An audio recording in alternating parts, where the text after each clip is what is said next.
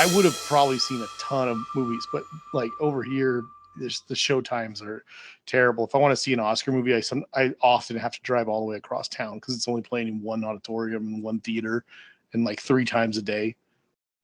Anyway, this is all stuff we could be talking about on the podcast. Yeah. Well, I started recording so we could Oh, see before we yay! could start this. Hooray! So the so yeah, so I guess so we're talking about the Oscars. So which movies haven't you seen, Matt? Of the Best Picture nominees. The two that I missed were American Fiction and Anatomy of a Fall. The other, I was really hoping American Fiction would be seen by someone. I really wanted to see it. I think that's the one we're all gonna miss that we all didn't see. Well, it's because we're all racist, right? No, yeah, no, probably. Wow. I'm kidding, but I mean, I did see Killers of the Flower Moon, so I'm not anti-Native American. Yeah, I actually just saw Zone of Interest today. Yeah, I mean, honestly, I think we've had a pretty strong year overall, at least in the top tier of movies. I'm really happy that Past Lives got recognition. I'm really happy that Poor Things got recognition. I still think that Oppenheimer should take it and will take it. Obviously, I'm biased, but I mean, it's not biased in the sense that I'm going to get any more money out of my association with that film, but I just, I really enjoyed that movie. I mean, I paid to see it twice, and then I saw it for free a third time. So, in IMAX. So it's Oppenheimer was the best experience of my year, so I'm pulling for that pretty much all the way. Anyway, that was just kind of a quick spiel. What was the what were the movies that you didn't see, Jason? Oh, well, I'm not going to have a whole lot to say in this episode because I didn't see a lot of them. Out of the best pictures, let me just look. There we go. It's easier to say the stuff I did see. No, there's 6 of them I didn't see. I saw The Holdovers. I saw Barbie. I saw Oppenheimer, and I saw Past Lives, and that's it. I really wanted to see pretty much all the rest of them. I heard good things about all the rest of them. But yeah. Yeah. The ones I didn't see were American Fiction, Zone of Interest, and Poor Things. But they're finally all on streaming, so hopefully we'll watch all of them by the Oscars, or at least 2 of them. It seems like Diana's resisting Poor Things, so I might have to watch that one solo. But yeah, maybe Zone of Interest and American Fiction. Yeah, Poor Things is not an easy watch, but I mean, that's what you get from Yorgos Lanthimos, if I'm pronouncing his name correctly. I mean, I actually think it might be an easier watch than The Killing of a Sacred Deer or The Lobster, but it's still not an easy watch. Yeah, he does make difficult. Yeah, I assumed so. Yeah, but yeah, it has been a pretty good year. I mean, especially considering, that Oppenheimer and Barbie came this year and made their splash. But then there's all these like sleeper, like Scorsese had this, I guess, bombastic movie that I was like, slightly underwhelmed by. But to me, it was like a slightly better version of what was the last one he did? The Irishman. It was kind of like The Irishman with Native Americans. It's I just felt like a bit too should have been like a 4 to 5 episode miniseries instead of like a movie. But I appreciated it. Like the story was important. It's just that, like if he had done for Killers of the Flower Moon what Nolan did to Oppenheimer, then it might be like a contending movie. But I appreciated being in the top 10. I wouldn't give it a top 5, me personally. But yeah, that was like that was the last one actually. I finished watching it yesterday. It took us like 4 sittings, I think. What is it streaming on? It's on Apple TV. Oh, no wonder. Yeah, so I just don't got have a any subscription access for a to month. it. Yeah. Yeah, I mean I think it's like $5.99 for a month, so which is it's the same as like a rental basically. So it gave us time to watch the movie. I wanted to see it in theaters, but like I just couldn't muster up the willpower to do it. Not when it's like 3 hours long and no intermission. And there was like it's not 3 hours. It's 3 hours and 45 minutes or something. It's almost 4 hours long, no intermission. Like, get out of here. I don't. It's 3:26 actually, but still, that's Yeah, 3.5 no, hours. It's like, come on. I saw it in theaters, and I spent the last hour or so of the movie with my legs crossed, feeling the need to pee, and I can't go, and if I uncross my legs, I'm just gonna pee my pants. So, it's not like it's a Zack Snyder movie where you can just get up and walk out and pee and then come back. You probably could, but it's just like, why are we? Why are we there? Like, why are we in this predicament where people are just forced to like miss a part of the movie in order to like be comfortable with their bladder? Like, I just it's so weird what's going on with that. That's like, there's no other.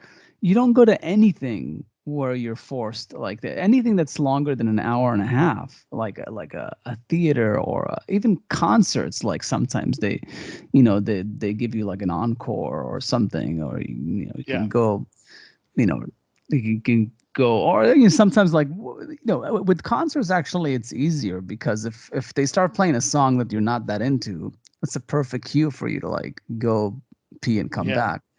But in any case, this is a movie you've never seen before. You want to kind of not miss any part of the, if they really think it's supposed to be that long because they couldn't cut anything out, it means that you're supposed to watch the whole thing. But that's like that's a contradiction if they don't allow you to watch the whole thing. But it's just ridiculous. Actually, it was kind of funny. I didn't think about this until I was like halfway through my projectionist run on Oppenheimer, where somebody was asking if we could have done like reel to reel or something like that, and I just kind of thought about it for a moment. Like, well, our projector is designed for 3D, so like actually it wouldn't be that difficult for us to have like, we've got these 4 platters. We could just have 2 platters for the first half of the movie, or for like, up until the bomb goes off. Spoiler alert. We did. Yeah. And then have the second 2 platters designated for the last portion, the last hour of the movie, and we could just have an intermission there.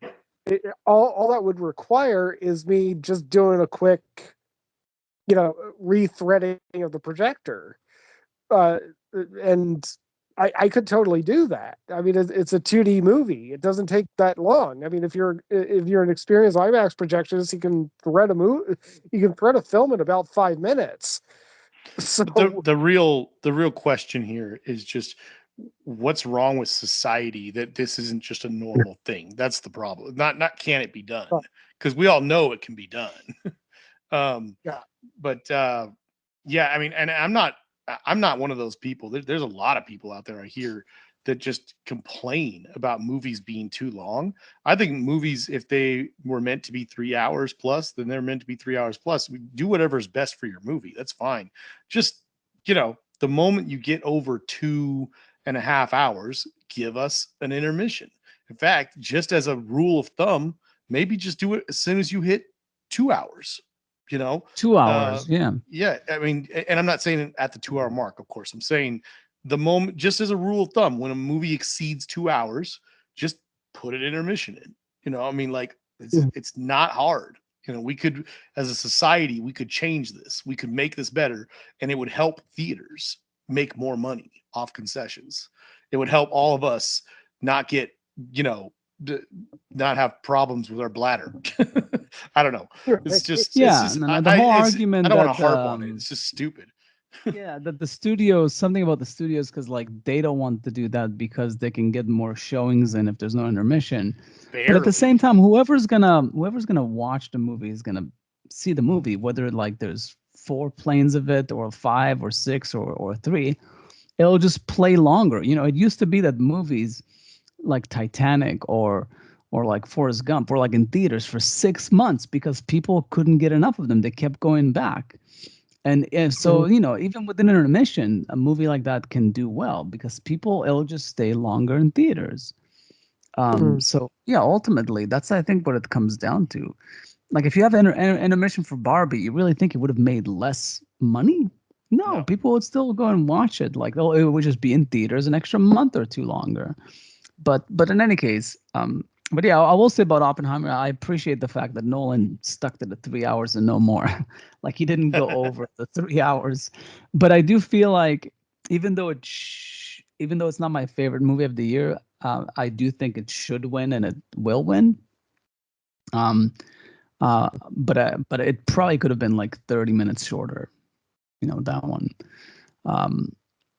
But that's just like my thoughts about it.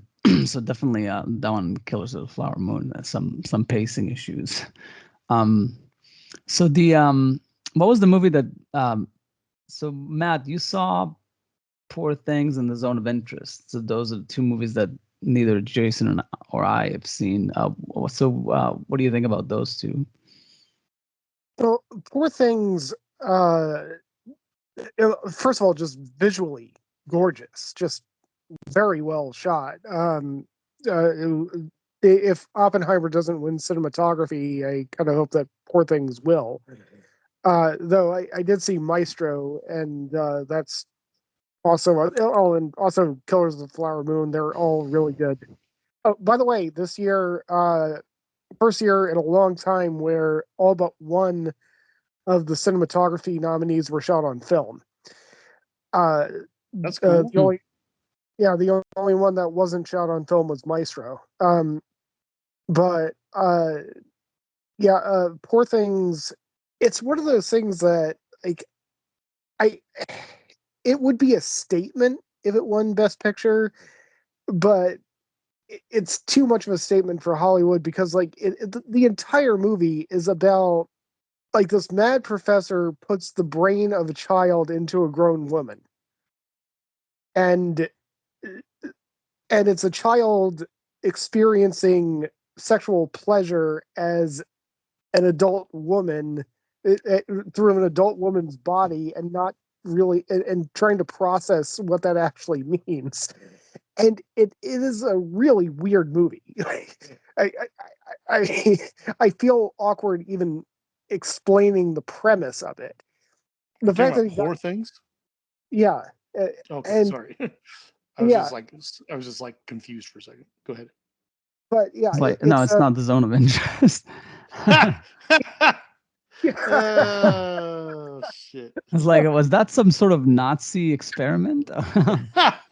Oh, no. Now, in contrast, my biggest criticism of Zone of Interest is it's basically shot like a spy fam like Pornhub video. I mean, the entire thing is like that's harsh. GoPros that never go anywhere, and I mean, like candid camera.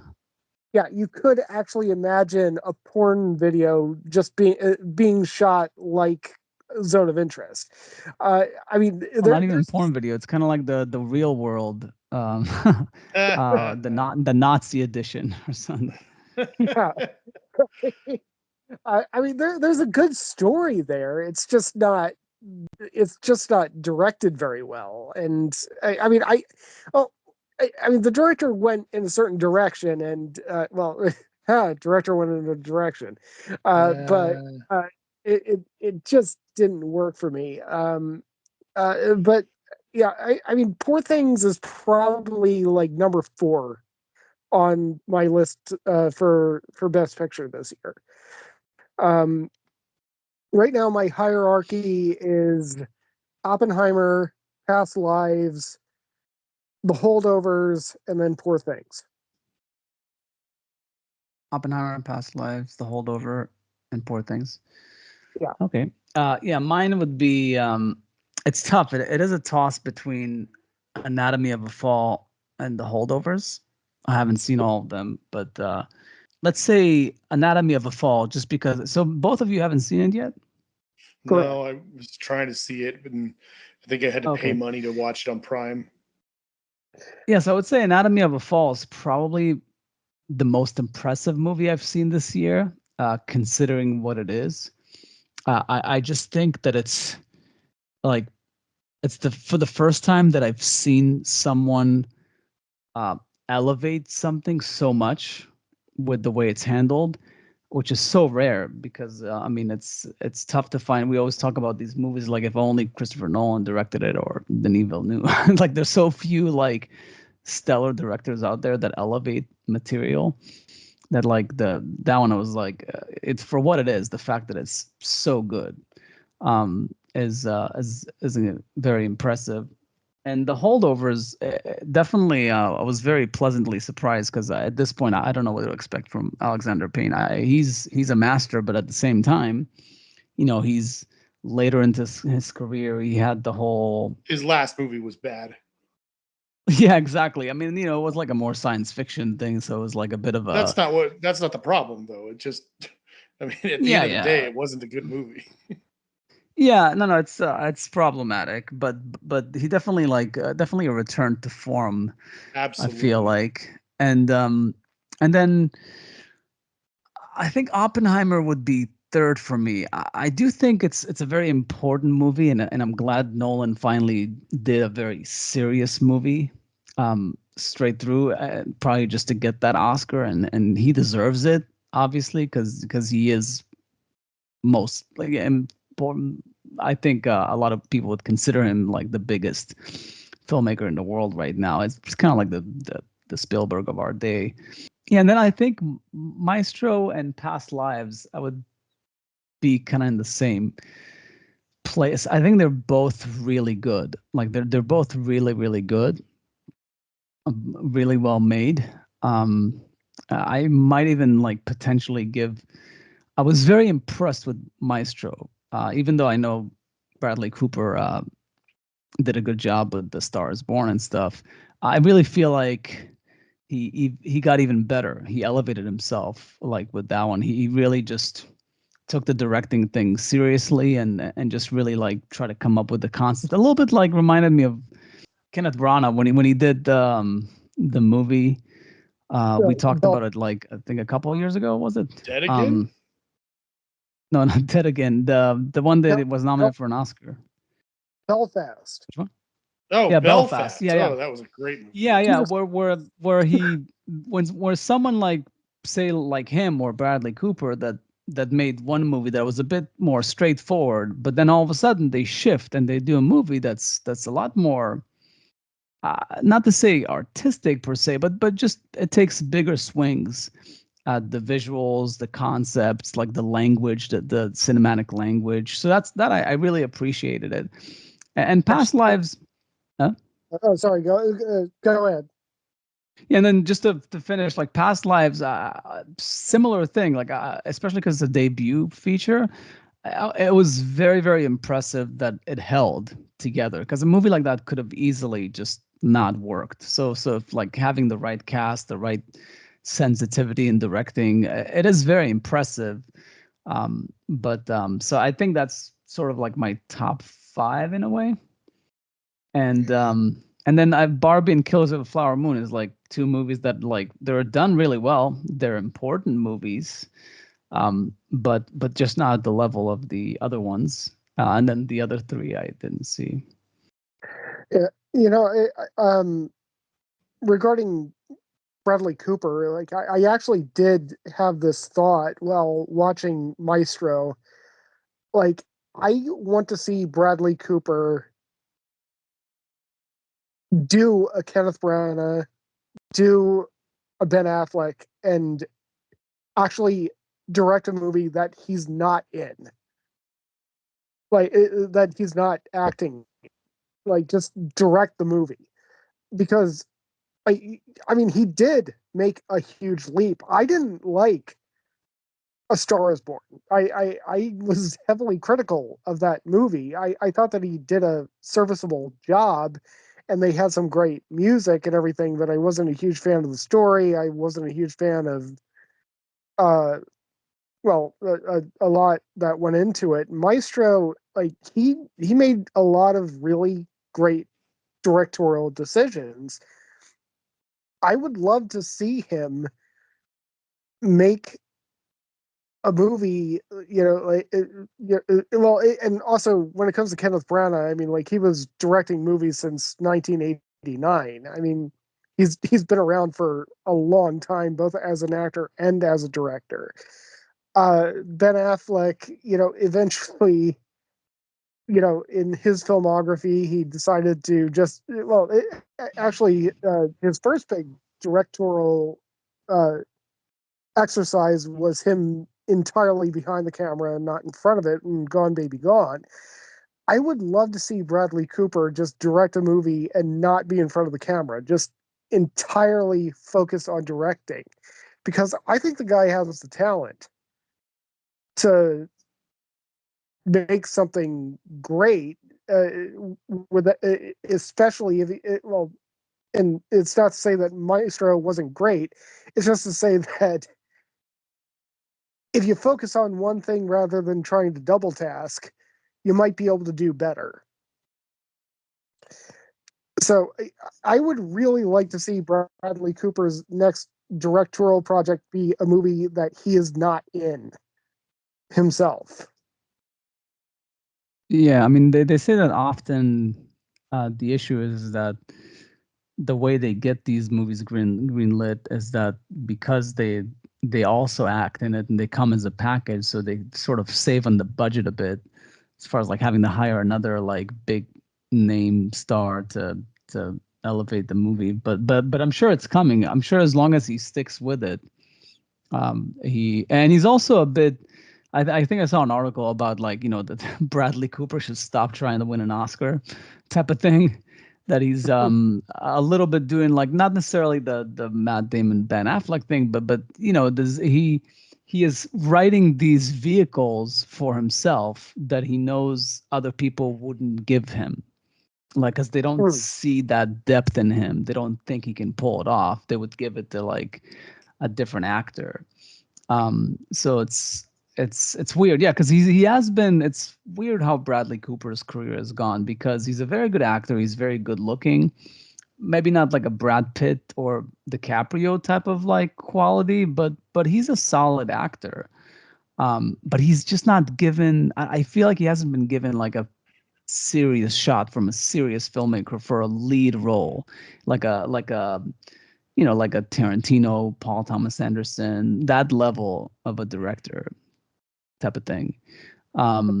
But so he kind of had to write roles for himself, but it hasn't worked out yet. I don't think he's going to win anything, but he's getting close. Yeah, I mean, his performance in Maestro was pretty damn fantastic. I'll give him that. Yeah, it's just that who is he up against, like the best actor? Right. I mean, I would still give it to Cillian Murphy. Yeah, every day of the week and twice on Sunday, but yeah, exactly. I mean, also Jeffrey Wright, Paul Giamatti. I mean, if it wasn't Cillian Murphy, I would give it to Paul Giamatti. I haven't seen the Jeffrey Wright performance. I'm sure that one's also good. And I am aching to see Paul Giamatti finally win Best Actor at some point. Like, that guy is freaking amazing. Yeah, me too. But I mean, to be fair, like, again, Cillian Murphy has been around for what, 30 years now, and finally, I mean, it's just one of those things where, like, people who have been following his career, which is not very many people. Way back in the 20 aughts, when he made 28 Days Later, and by the way, they're making 28 years later pretty soon, and apparently he's going to be in it. I mean, Yay. that guy is freaking amazing. I mean, even if you didn't like Sunshine as a movie, Cillian Murphy was really good in it. I mean, he's been. I mean, he's like in my top 5 list of people that I would like to actually take portraits of, just because he has such an interesting freaking face. But uh, yeah, I mean, he just knocked that role out of the park in Oppenheimer, and I mean, he deserves it. He's a versatile actor. He's been around the block several times, and he just nailed it. He just nailed it. And yeah, I'm all for him finally winning it. But I mean, again, it's just, yeah. I mean, Paul Giamatti. The combination of Paul Giamatti and Alexander Payne will always rip my heart out. In the They best do work possible. well together. Yeah. Yeah. So Jason, the ones that you saw, what would be your rankings? We're talking about just the ones that were actually nominated.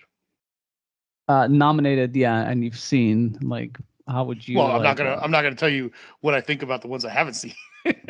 Yeah, exactly. No, because I'm saying um, also you don't have to tell me about movies that are not nominated for Best Picture, but we can talk about other categories.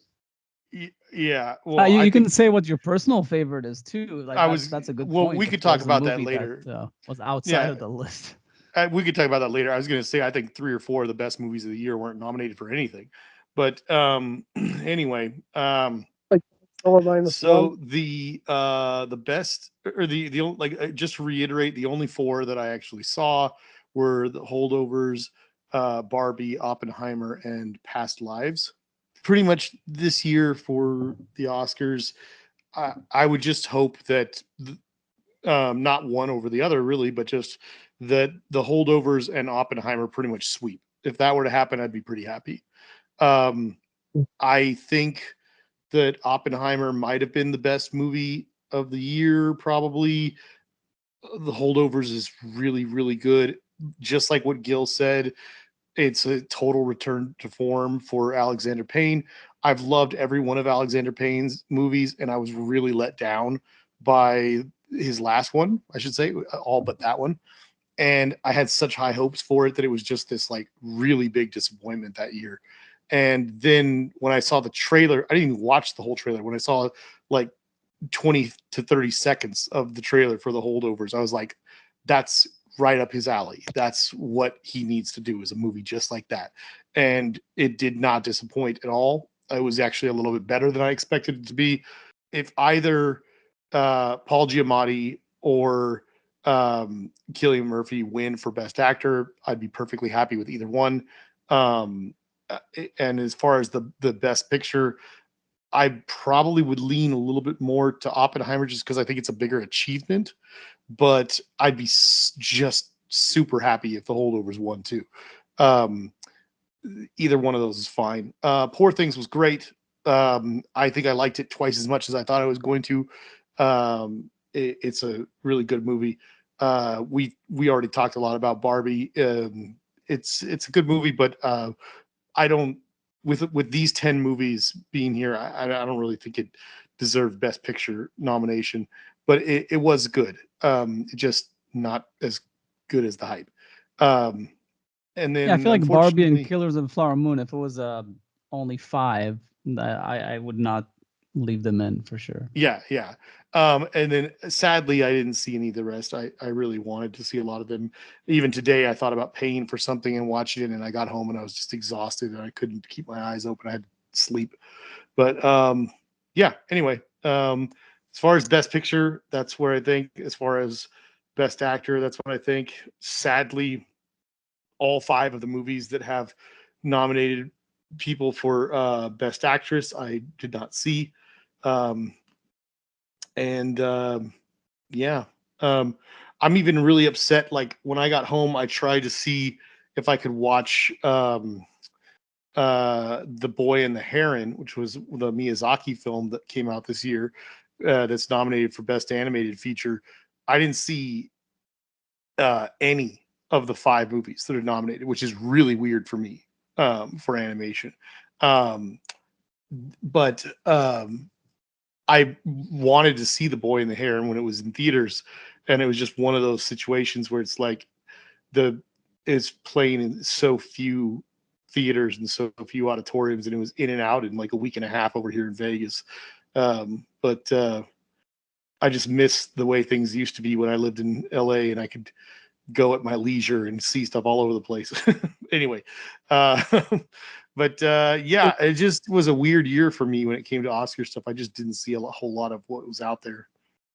And then as This far as Best Director, I considering that Oppenheimer's the only one I saw, I would definitely vote for Christopher Nolan. I wish that Alexander Payne was nominated as well, because I would love for that one to win Best Director as well, but it's not nominated. Jason, just to be clear, you said 4 things in your Oscar rankings. Did you mean I meant Past Past Lives? Lives. I said Poor Oh, Thing. Past Lives. Sorry, on the thing I'm reading right here on Google, they are right next to each other. They both start with a P, and they're 2 words. Past Lives was great. I did not see Poor Things, even though I tried very hard to see that.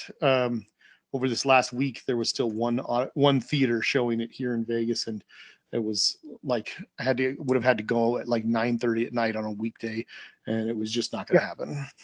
Yeah, I would say for the directing part, I second the fact that I haven't seen all the movies, but I would probably bump Scorsese out because he's been nominated a lot, and he broke a record because of this nomination. So fine, give it to him. But I think Alexander Payne should have been in there. But I would lean, again, haven't seen a couple of the movies there that are nominated, but I would lean towards giving it to The Anatomy of a Fall director, and she is a woman, so all the people that are like upset that Greta Gerwig wasn't nominated, she's a woman, and I'm voting for her because I really think that was the best directed movie, maybe only like second to Oppenheimer, as far as like the how impressive the directing.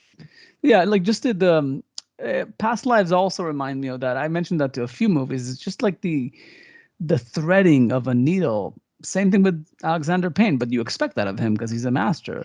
Yeah. It's like these scenes, these moments. You remember we did that episode, which I guess we'll post after this.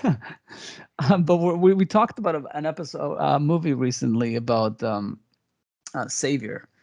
And we're talking about like how a lot of the scenes felt like, but just any movie where you feel like that the scenes just weren't completely worked out and they're like half baked. So in a lot of these movies, like Anatomy of a Fall, like um like Past Lives, and The Holdovers, it really feels like those movies could have been like B movies. They could have been nothing movies. Yeah. They could have been not nominated for a single award if the directing wasn't as precise as it was. Like the story itself is not that tremendous. The premise is not that tremendous, but it's the way it's treated. And That's and it's definitely how I feel about Past Lives. It's like that movie could easily have just been a dud, and it's so good.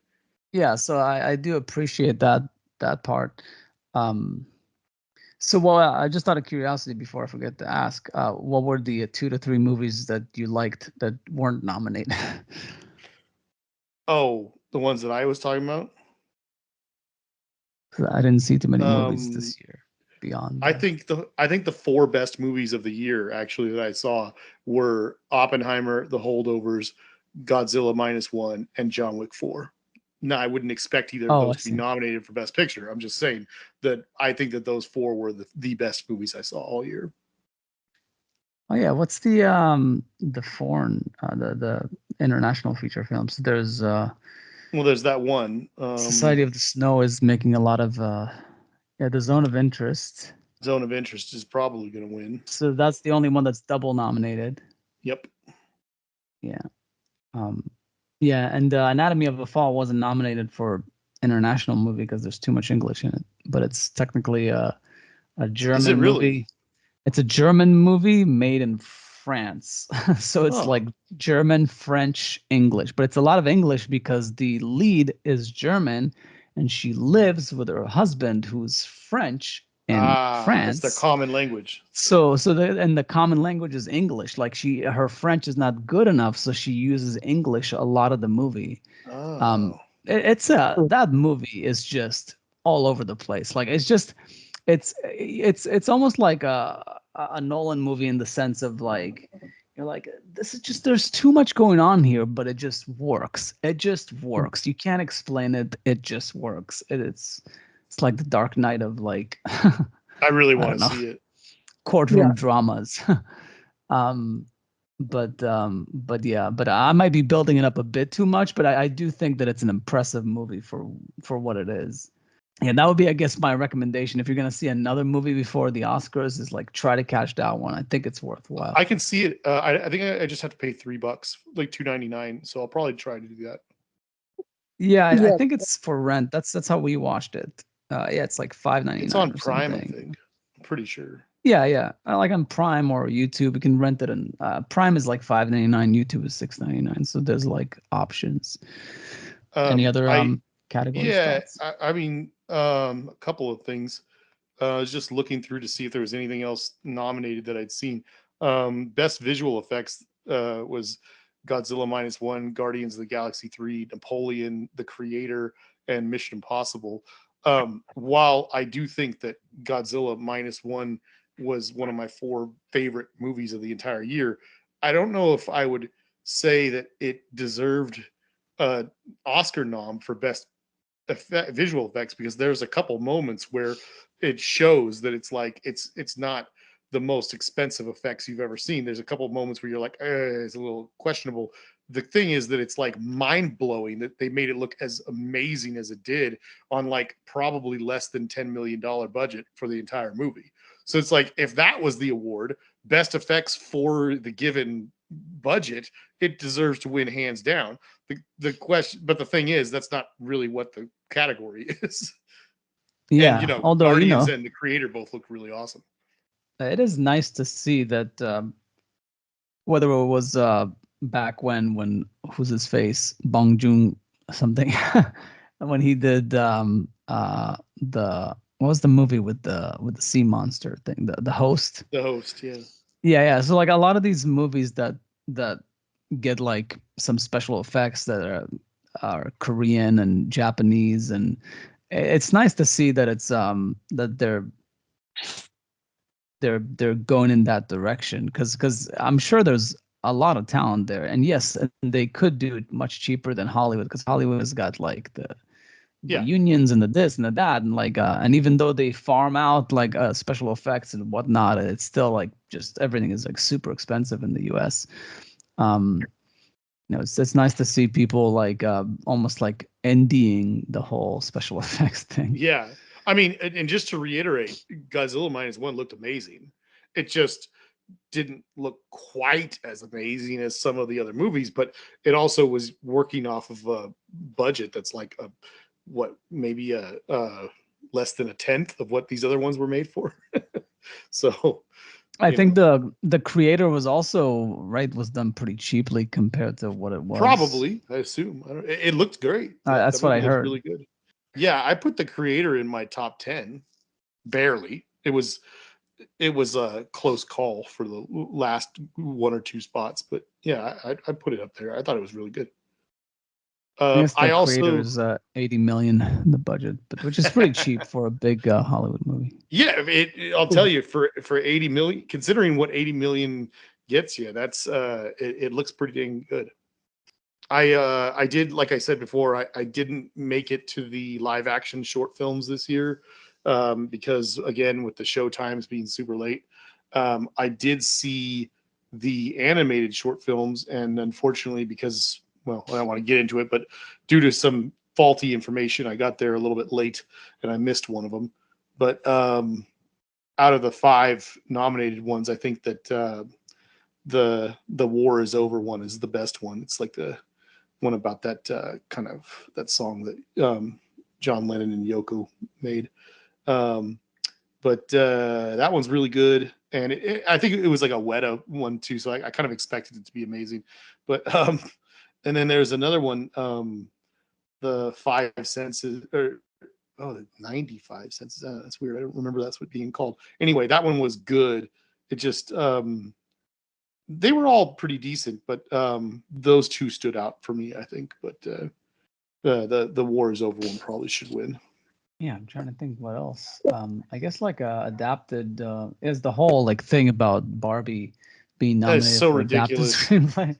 So I'm ridiculous. just looking at I'm looking at the original from screenplay. What?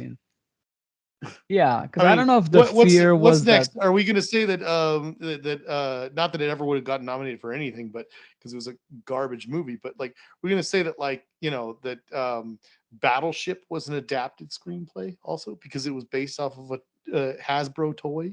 Like, A toy. I mean, come on. Transformers.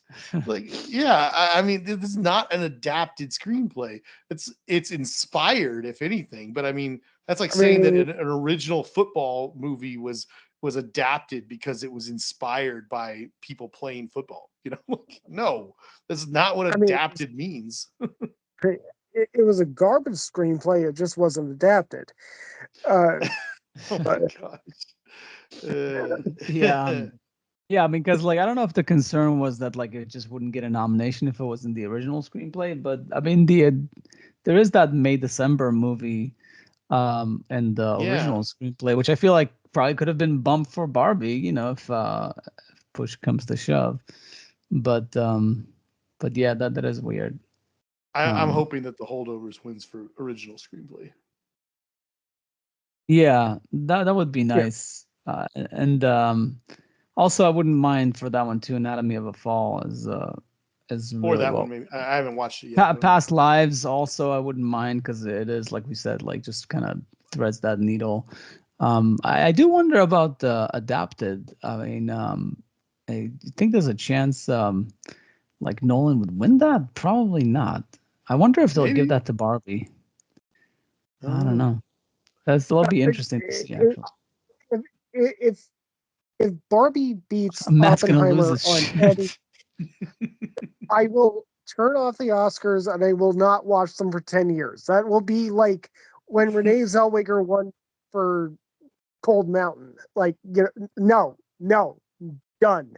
No. Bad Oscars, bad. We have established that Matt definitely doesn't like Barbie far worse than or feels that it's a much worse movie than myself or Gil. But I wouldn't have a problem with Barbie winning something. I would have a problem with it winning this screenplay thing because it's not an adapted screenplay. So it's going to be one of those dumb things that we're talking about 3 years from now, where we're like, oh, remember when it won? And then it's like, you remember all that like garbage where everyone was talking about it being not adapted, and it's like, yeah, because it's not. You know, it's just gonna be this talking point because it's such a stupid thing for it to be in that category. I mean, maybe if you think ejaculating pink on the screen is good production design, it should win production design. Matt. So Matt, why? I would be pretty happy though if I would be pretty happy if I'm Just Ken won Best Song. I wouldn't have a problem with that. What's it up against? There's the What Was I Made For from Barbie, and then there's one from Killers of the Flower Moon, and then there's one from American Symphony, John Batiste, and The Fire Inside from Flaming Hot. I guess these are like documentaries, maybe. The Fire Inside is a movie about the guy who invented Flaming Hot Cheetos or something like that. Oh, I see. I didn't That's know that there funny. was a song in it. That's interesting. Yeah. So, what are the documentary feature? Is I okay, so didn't it's see not them this nominated. It's year. just got a song. Yeah, it's a feature Yeah, last film. year I saw one or two of the documentaries. I didn't see anything this year. Yeah, Um, I actually have a strong aversion to documentaries. oh, really? I mean, documentaries fall into that weird space where they're not the news in which, like, there is a clear ethical, I mean, even though obviously the news breaks this ethical, contract all the time, but the news is supposed to be entirely truthful, and fictional movies that are supposed to be just entertainment and lies. And I find that most documentaries are just lying to you.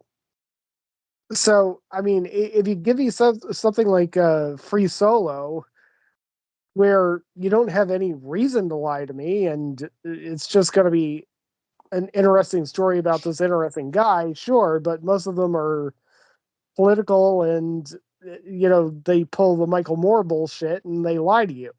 So, like, I'm pretty sure. I think it's all Michael Moore. I think Michael Moore just ruined documentaries for you. No, I've worked on documentaries where I've just witnessed the video maker trying to milk something out of somebody who was like a genuinely good person in order to flip it on him later on in editing and everything like that. So I will have no association with documentaries on set for the rest of my life. I think that documentaries certainly have their place. I love seeing a great documentary, but I don't disagree with you on Matt that even the best ones I've ever seen, when I've looked them up later, they do seem to have been somewhat. The narrative seems to be manipulated a little bit. Like I think King of Kong is like in the top 5 greatest documentaries of all time, and then I came to find out that, like, sadly, that the narrative in that documentary is pushed pretty hard to one side. But I mean, I think Herzog has some really good ones, and I've seen a few that I thought were really good. There was one last year or the year before about a guy saving, or two brothers like saving a bunch of like hawk falcon birds or something like that.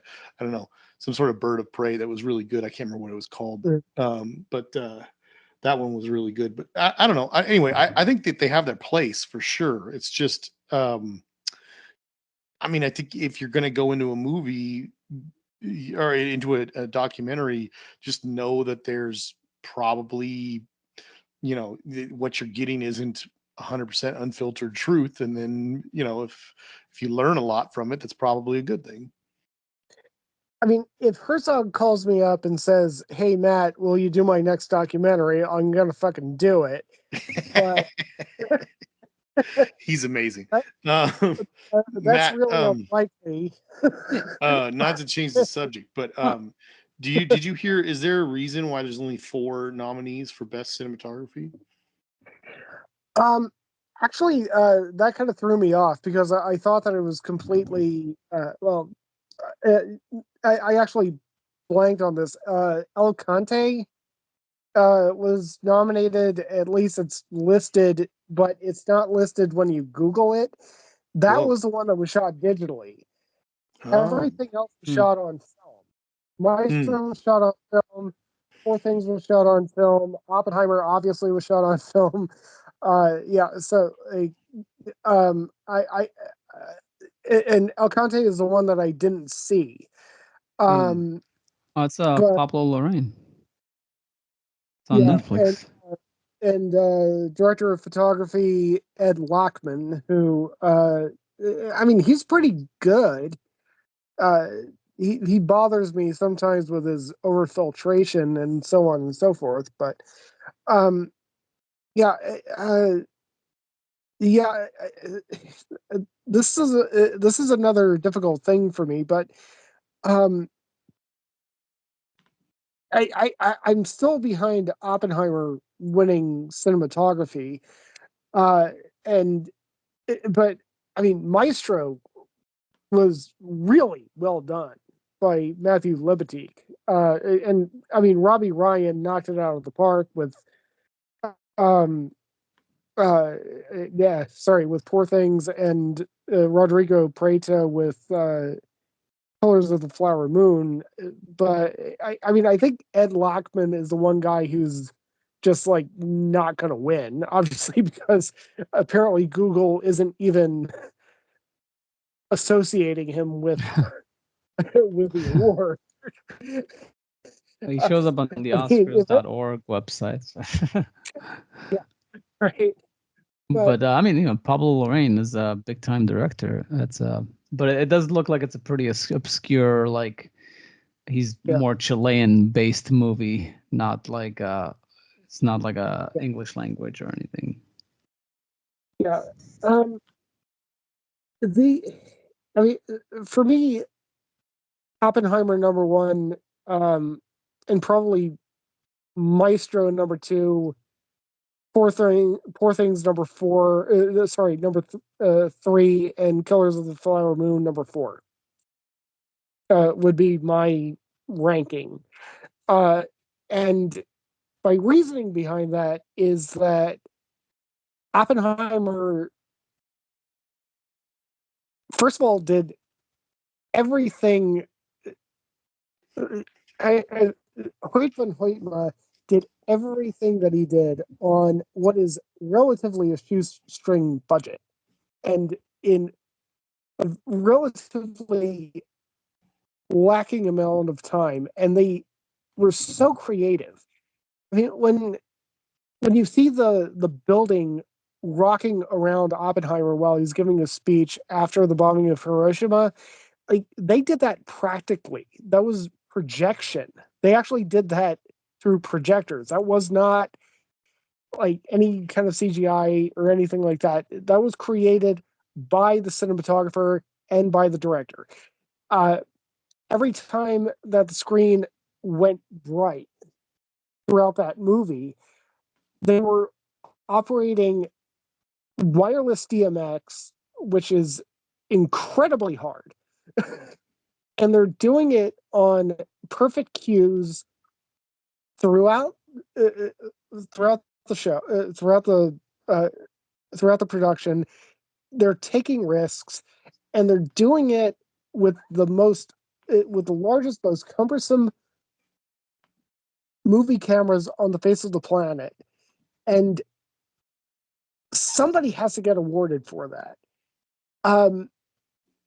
Now, Maestro is second because I feel like Matthew Libatique was basically trying to channel Gordon Willis in Manhattan for like the first third of the movie.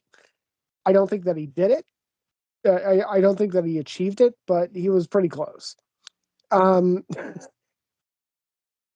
Killers of the Flower Moon was just basically a beautifully shot movie. Uh, it just didn't stick out to me. And obviously, El Conte, well, I just didn't see it, so I can't rank it. So, but I was looking at the trailer. It looks pretty good. It's always he always has interesting compositions and stuff. Pablo Larraín. Yeah. I was gonna say before we close, final thoughts, but yeah, about Oppenheimer. What drives me nuts about this movie is a lot of the press that they're talking about the fact that there was like a very minimal budget for it for what it was, for the scope of it. I don't know what was it, like Oppenheimer budget. This really bothers me. Yeah, it's like 100 million, and this is like a big movie with a big cast and like and some effects, and they're shooting like IMAX and whatnot. Like, this bothers me even more than No Intermissions. Like, this is the biggest director in the fucking world. Everything he does, like even Tenet made some money, like, and that was like a one-off. Like, all his movies make a ton of money. And even if he didn't, even if Oppenheimer made 50 million, I don't give a shit. This is the biggest movie director in the world. He needs a blank check. He should not be confined. Like, it's ridiculous to me that anybody doubted that he can pull this off and make it successful and at least make like 200 million on it. And he made close to $1 billion. Like, there's these stories like from the production designer, because I listened to the Roger Deakins podcast with her. She's talking about like Nolan did this whole thing because of restrictions on the budget, where he crammed the schedule, like he cut like 10 days of the schedule or 5 days. He got 30 days. He got 30 days. Yeah, so like he found a way to like cut the time in order to save a ton of money, so they can get all the production design that they need and all the whatnot. And I'm like, what the fuck are we doing as a society if we're not giving a blank check to one of the greatest artists that ever existed? Like, what are we doing? Like, that's just nuts to me that like they didn't say like, you know what, take another 50 million. I don't want you to stress. We need you to be healthy. We want you to make many more movies because you're amazing. What the fuck are we? What's wrong with us? Like, I don't understand studios that give like the best and top director in the world, they give him shit. You know, like, it's just, and it's not as if like Spielberg, where he makes a movie every year. He makes a movie every 3 to 4 years. So, you know, it's not like, I understand like Spielberg, like late in his career, he does like 2 movies a year. That's like, I understand if you have to be slightly concerned about the budget with those movies. But this guy, every movie's a fucking event. Give the guy a blank check. Yeah, I don't understand this. I actually did the math on the shooting schedules for Barbenheimer and everything. With Oppenheimer's shooting schedule, they were basically shooting at a rate of 3.25 pages a day, which for a movie of that size is fucking amazing. I mean, it does have a lot of dialogue, but yeah, but I mean, you know that. I mean, shooting 10 pages a day on like a micro budget is grueling. They shot 3.25 pages a day. The shooting schedule for Barbie, given its runtime and its schedule, was one. It was basically just under 1.5 pages a day. yeah. Well, I mean, you know, I'm looking here. I looked it up, the Oppenheimer budget, and below it says people also searched Killers of the Flower Moon, 200 million. What the fuck is wrong with us? Killers of the Flower Moon should have been 100 million, and this should have been 200.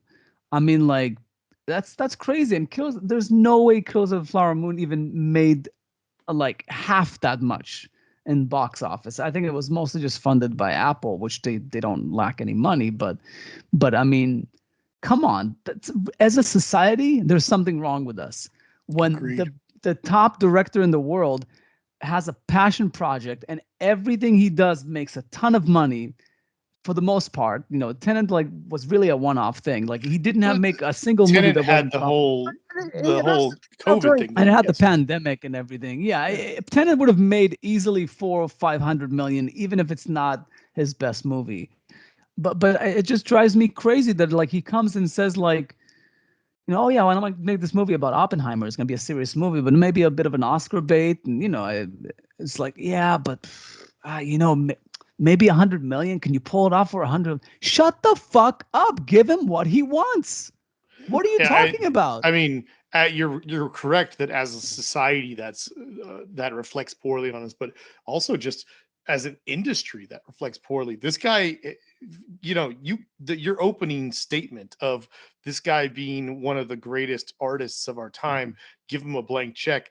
I mean, that can be something that's very subjective to say, but this guy has also, forget about his artistic endeavors, which of course his results have been amazing, but just his box office draw is time and time again proven itself. I don't understand why he would have any trouble getting money. It's really pretty surprising. Well, And if I'm not mistaken, I didn't read up on it, but if I'm not mistaken, Warner Brothers, who he made most of his movies with, didn't want to do it, and he ended up doing with Universal Pictures. So and Warner Brothers did well for themselves with Barbie this year, but come on, this could have been like one of their best years ever if they had like produced like Oppenheimer. Yeah. But the funny thing is, beyond Christopher Nolan being an artist, like kind of what the point was that it was making and how efficient he was, is like he is not somebody who, I mean, forget the blank check. Say you just write him a check for, $200 million. He is going to milk every dollar out of that. He is fucking efficient. Like, he just knows how to manage things in a way that other directors don't know how to do. I mean, like, there are other directors in the world, a la Greta Gerwig, who probably could have made Barbie for, 75 million, but it cost 150 it costs 150 million dollars to make it, because she doesn't know how to direct things. She doesn't know how to manage things. She's not as good as Christopher Nolan. Christopher Nolan, if you give him $150 million, you're going to get like $200 million, $250 million in value. I mean, you look at Oppenheimer and you look at it blankly. I mean, most people aren't even going to think about how much it costs, but you ask people, hey, how much did you think that movie cost? Especially if they're coming out of a 1570 IMAX theater, they're probably going to say, oh, geez, that probably cost like $300 million. Hey, no, it was a third of that. You get people coming out of Barbie. How much did you think that cost? Like, well, maybe 100 million, 150 million, something like that. Yeah.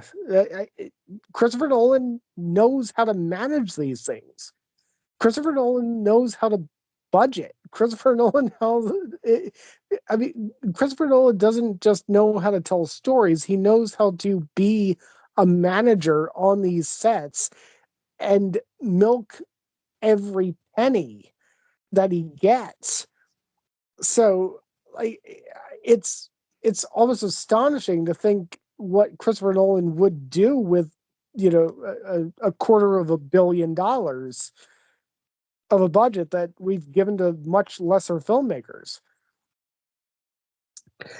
I hope that Oppenheimer sweeps. That's what I'm going to say. I was counting. Yeah, I guess how many awards Oppenheimer it's nominated for 12. I was reading your mind, Gil.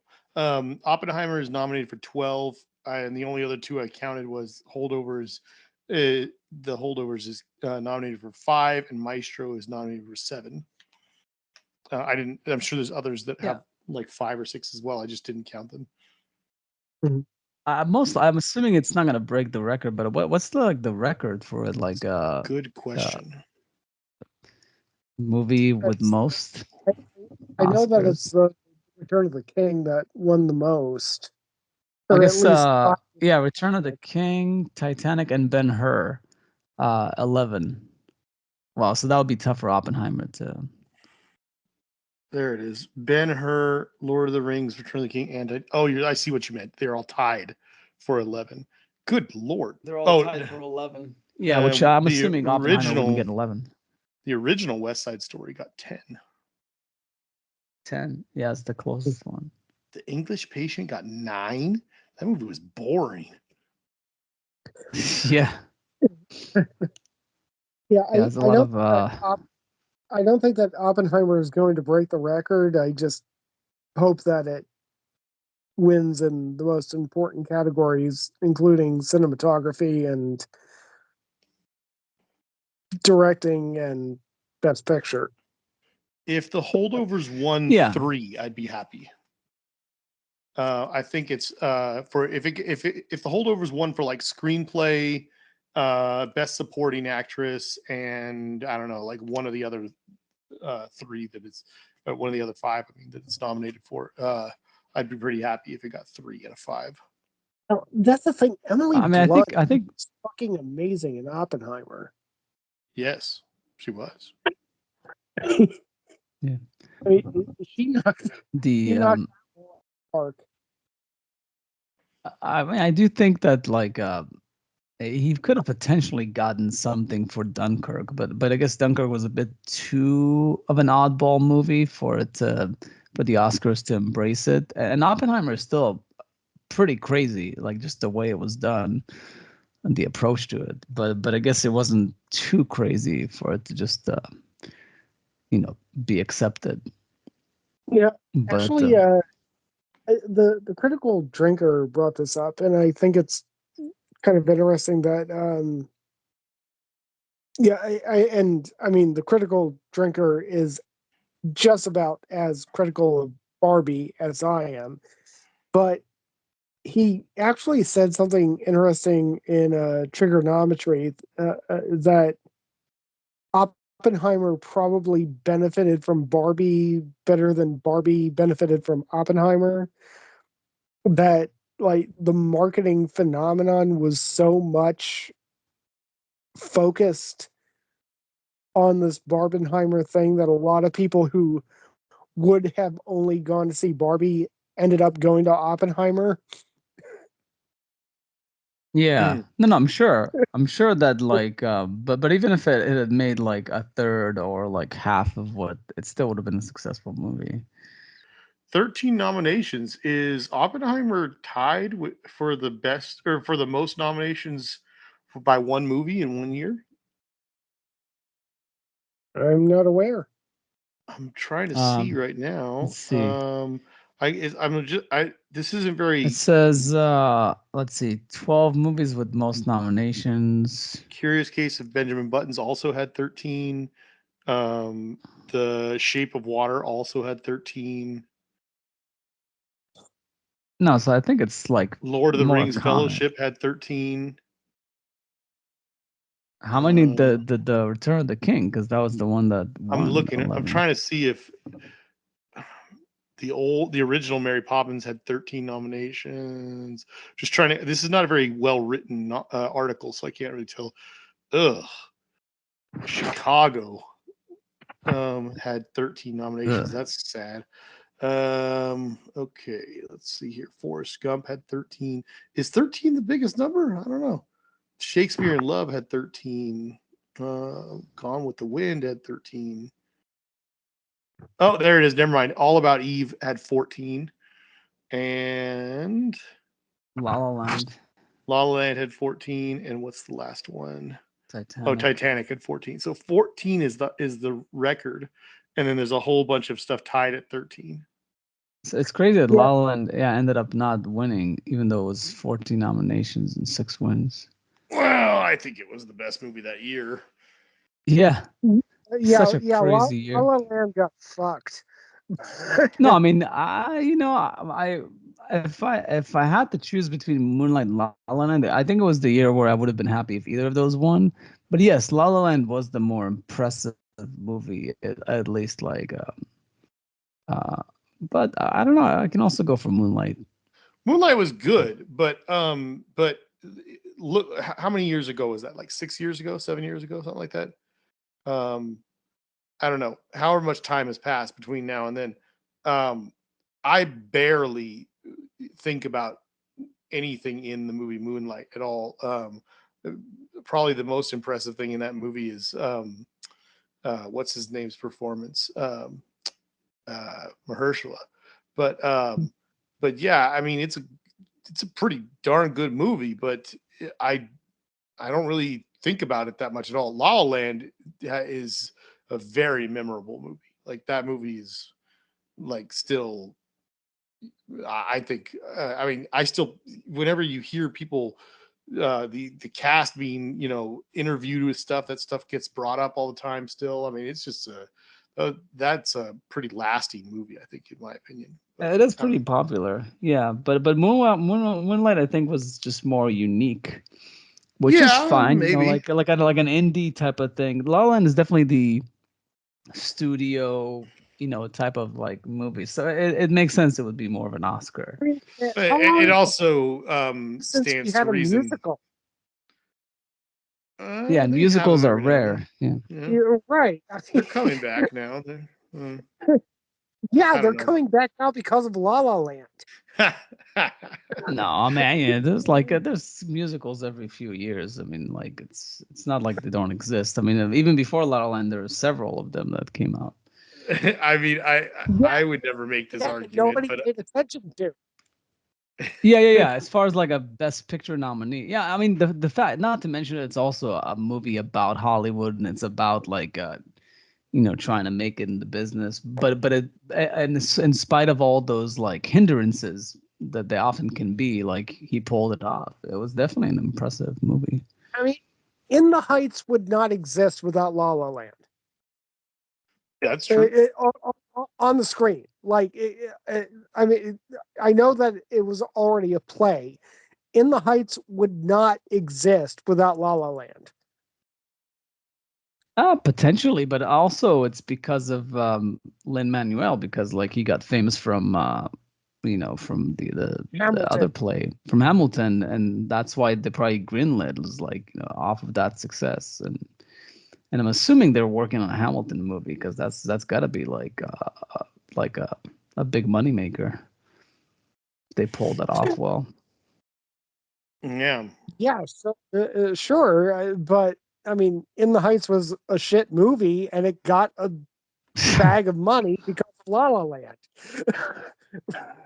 Potentially, yes. I'm not disagreeing, but there was like a few musicals. Like there was the what's the one with Garfield, Tick Tick Boom.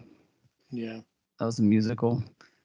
Well, And yeah, there's a difference between musicals and movies with music. Yeah, but that's a musical. I mean, was it like, like it was a musical? Tick Tick Boom was a musical, though. Oh, yeah.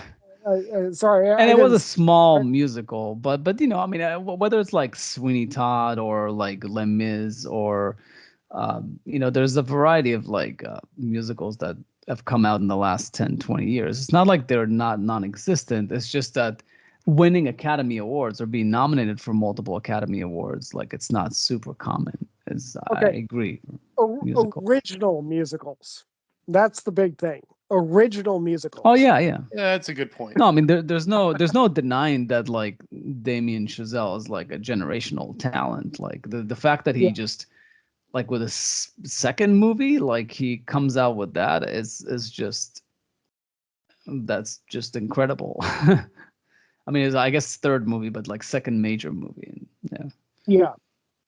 And also like and the funny thing is Whiplash. I've it's one of those movies that I've considered like doing an episode about because like people really, really deeply love that movie. And I'm like, I get it. It's a decent movie, but I don't think, for example, I would take La La Land over Whiplash. Like, but me too. People really, it's got like a cult following, Whiplash. It's very strange. I'm glad, but. I love Whiplash, but I mean, I love La La Land more, but I fucking love Whiplash. I mean, that is a really Well, I mean, it's a rough movie, and I love rough movies. I didn't dislike his last one. I think it's good that he's like trying different things. Babel. Hopefully it doesn't like take him back too much. Like, hopefully he bounces back because it wasn't like, received super well. Oh, I mean, if Margot Robbie was going to be nominated for an Oscar this year, it should have been for Babylon, not for Barbie. I mean, she knocked it out of the park with Babylon. I mean, Babylon wasn't Damien Chazelle's magnum opus. I think that he was trying to make it his magnum opus, and that's why it fell short. It was I actually liked Babylon a lot more than most people, but I mean, Margot Robbie was fantastic in that movie, and when the Oscar nominations came out and people were saying that she got snubbed for Barbie, I was kind of taken aback because no, Margot Robbie was snubbed for Babylon. She wasn't snubbed for Barbie. Margot Robbie in Barbie was basically just going through the process. It was just Margot Robbie being this phenomenally beautiful woman playing a Barbie doll and hamming it up for Greta Gerwig. Her role in Babylon was much more nuanced and much more impactful. She was so much better in Babylon. I mean, she is a generation talent. But it was released December 23rd, 2022. So I think it would have qualified for last year's awards. Oh fuck! I saw it.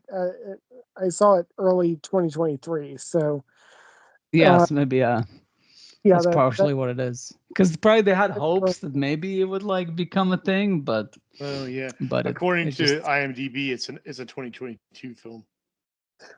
Okay, yeah. my bad, but no, but yes, like she was very good in it for sure. Like she acted her ass off for sure in that movie. Yeah.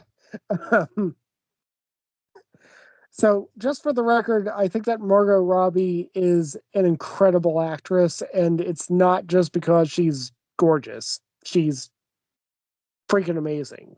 She's I liked her in I, Tanya. That was a good performance. Very good. Yeah. She's. I mean, Once Upon a Time in Hollywood, obviously. Also, yeah, but that was like a more minor role. She was the third biggest character in the movie. Yeah, third biggest character, but she had very little screen time. It's a bit of a so-so part, but and I haven't seen any of her. Well, I did see her in the James Gunn Suicide Squad. She was in that, but I didn't see any. You don't need to see the other one. Don't worry. Yeah. But granted, her and Will Smith are the only two good things in it, so there's that. But yeah, I guess, but it is she is interesting because she is like in this. She's like unmatched. Also surprisingly short. She's like 5'6".